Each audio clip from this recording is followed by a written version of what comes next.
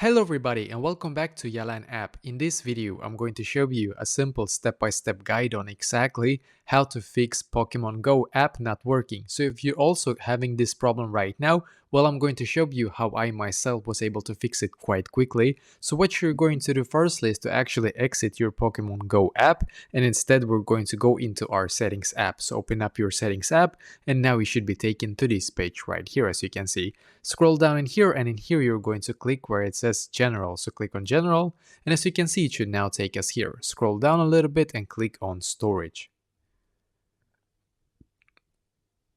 And as you can see, it's now loading here for us, so we need to wait a couple of seconds for this page right here to completely load. And by the way, if you're using an Android, it's going to be the exact same step-by-step guide. Just find on your Android also storage, and then what we're going to do after this is to scroll down and find the Pokemon Go app. So keep scrolling down until you can actually find the Pokemon Go app and click on it, and then you're going to click on offload app, and once again click on offload app in here.